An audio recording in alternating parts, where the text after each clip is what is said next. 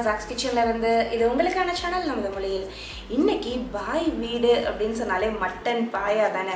இன்னைக்கு ஒரு சூப்பரான மட்டன் பாயா ரெசிபி உங்களோட ஷேர் பண்ணிக்க போகிறேன். செய்கிறதுக்கு ரொம்பவே சிம்பிள், ஆனால் கரெக்டான மெஷர்மெண்ட்டில் இன்றைக்கி எல்லாமே வந்து செஞ்சு காமிச்சிருக்கேன். இது அப்படியே ஒரு சூப்பரான இடியாப்பத்தோடு செஞ்சு சாப்பிட்டா அவ்வளோ சூப்பராக இருக்கும். ஸோ இந்த மட்டன் பாயா ரெசிபி செய்கிறதுக்கு என்னென்ன பொருட்கள் தேவை அப்படின்றத ஃபஸ்ட்டு பார்த்துடலாம்.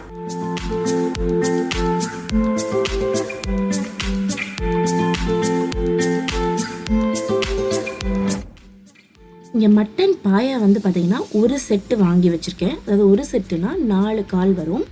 இது வந்து நல்லா வாஷ் பண்ணியிருக்கேன். இப்போ ஃபஸ்ட்டு பிகினருக்காக எப்படி வாஷ் பண்ணணும்னு சொல்கிறேன். இப்போ நம்ம வாட்டி வாங்கினோன்னா கடையில் இந்த மாதிரி தான் இருக்கும். இதில் கொஞ்சமாக வார்மாக இருக்க தண்ணியை ஊற்றிக்கலாம். அதாவது வெது வெதுப்பாக இருக்க தண்ணியை ஊற்றிட்டு ஒரு 10 நிமிஷத்துக்கு நம்ம ஊற வச்சு எடுத்துக்கலாம்.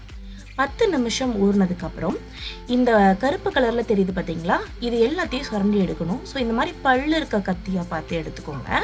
எடுத்துகிட்டு லைட்டாக, அதாவது இந்த சதையை நம்ம வந்து பிச்சு எடுத்துடக்கூடாது. அப்படியே மேலாக்கில் லைட்டாக இந்த மாதிரி நம்ம வந்து சீச்சு எடுத்துக்கிட்டோம் அப்படின்னா அந்த கருப்பாக இருக்கிற அந்த வாட்டின கருப்பு எல்லாமே வந்து வந்துடும்.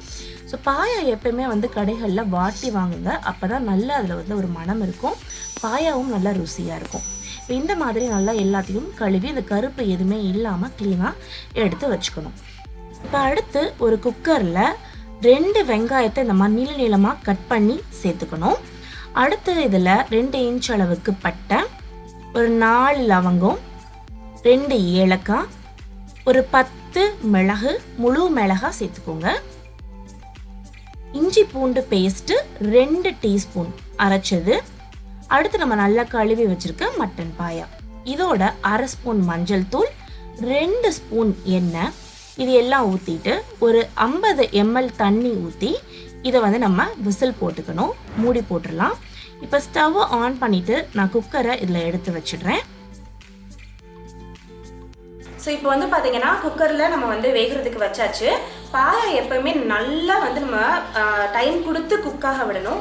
அப்போ தான் வந்து அது நல்ல டேஸ்ட் இருக்கும். அதாவது அந்த பாயாவில் இருக்க எண்ணெய் தன்மைன்னு சொல்லுவாங்க, அது வந்து நல்லா உங்களுக்கு அந்த சூப்பில் இறங்கணும். ஃபஸ்ட்டு ஒரு விசில் வரட்டும். அதுக்கப்புறம் ஸ்லோ பண்ணி மெதுவாக, அதாவது அவசரமே இல்லாமல் ஒரு 20 நிமிஷத்துலேருந்து 30 நிமிஷம் அமைதியாக வந்து அதை வந்து நம்ம குக் பண்ணி எடுத்துக்கலாம்.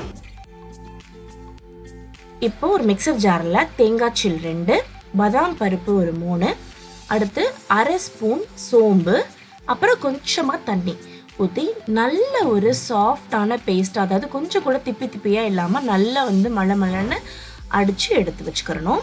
இந்த மாதிரி இப்போ சைடில் பாருங்கள், நல்லா வந்து பாயா வெந்து சூப்பராக ரெடி ஆகிடுச்சு. இப்போ நான் அதை எடுத்து காட்டுறேன் ஒரு பீஸ் எவ்வளோ தூரத்துக்கு நல்லா சாஃப்டாக வெந்திருக்கு அப்படின்னு சொல்லிட்டு. பாருங்கள் எவ்வளோ தூரத்துக்கு சாஃப்டாக நல்லா சூப்பராக வெந்து வந்திருக்கு அப்படின்னு சொல்லிட்டு.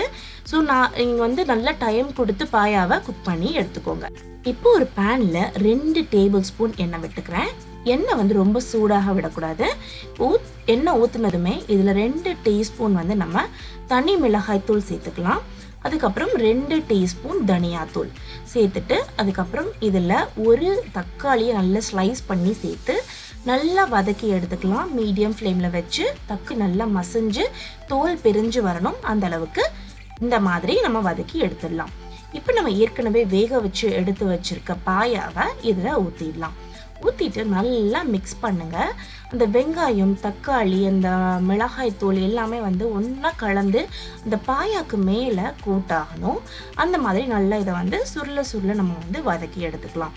இப்போ பாருங்கள் நல்லா வந்து உங்களுக்கு கொதிச்சு வர ஆரம்பிச்சிடுச்சு. இப்போ இதில் நம்ம சுவைக்கு ஏற்ப உப்பு சேர்த்துக்கலாம். உப்பு சேர்த்ததுக்கப்புறம் இதை திரும்பவும் ஒரு வாட்டி கலந்து விட்டுட்டு நல்லா அதை திரும்ப சுருள வதக்கி எடுத்துக்கோங்க. சைட்ஸில் நல்லா கொஞ்சம் அந்த எண்ணெய் வந்து பிரிஞ்சு வரணும், அந்த மாதிரி வதக்கி எடுத்துக்கலாம். இப்போது இந்த கரண்டியை தொட்டு இப்படி கையில் ஆற விட்டதுக்கப்புறம் இப்படி இது பண்ணிங்க அப்படின்னா, எப்படி நம்ம வந்து சீனி பாகு காய்ச்சும் போது கையில் பிசுன்னு ஒட்டுவோம்ல, அந்த மாதிரி ஒட்டணும்.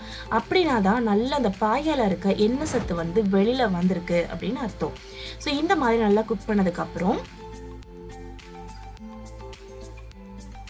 இதில் நம்ம ஏற்கனவே அரைச்சி வச்சுருந்த தேங்காய் பேஸ்ட்டை ஊற்றிடலாம். ஊற்றிட்டு திரும்ப ஒரு வாட்டி கலந்து விட்டுருங்க. ஸோ இப்போ இது வதக்குறதும் பார்த்தீங்கன்னா பாயா வந்து உடனே செய்ய முடியாது. நல்ல ஒரு அரை மணி நேரம் வந்து நம்ம டைம் கொடுத்து குக் பண்ணும்போது பாயா வந்து நல்ல டேஸ்ட்டாக வரும். இப்போ இதில் சுடு தண்ணி தான் ஊற்றணும், பச்சை தண்ணி ஊற்றக்கூடாது. சுடு தண்ணி ஊற்றும் போது இதில் இருக்க ஃபேட் கண்டென்ட் வெளில வர ஆரம்பிக்கும். ஸோ இப்போ இதில் வந்து நம்மளுக்கு எவ்வளோ குழம்பு வேணுமோ அதுக்கு தகுந்த மாதிரி நம்ம இதில் வந்து தண்ணி ஊற்றிக்கலாம். நான் ஒரு 250 ml தண்ணி ஊற்றி கொஞ்சமாக கொத்தமல்லி தலையை போட்டு மூடி போட்டு ஒரு 10 நிமிஷம் லோ ஃப்ளேம்லேயே நல்லா தலை கொதிக்க விட்டுருக்கேன்.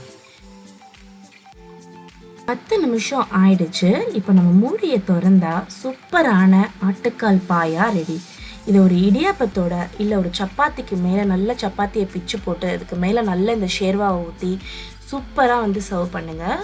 ரொம்ப டேஸ்டியாக இருக்கும் இந்த ஆட்டுக்கால் பாயா.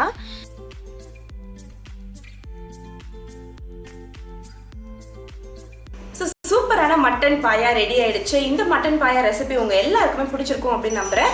இதே மாதிரி சூப்பரான ரெசிபிஸ் எல்லாம் நீங்க மிஸ் பண்ணாம இருக்கணும் அப்படின்னா மறக்காம நம்ம சேனல் சப்ஸ்கிரைப் பண்ணிக்கோங்க. பக்கத்துல இருக்க பெல் பட்டனையும் கிளிக் பண்ணி வச்சுக்கோங்க.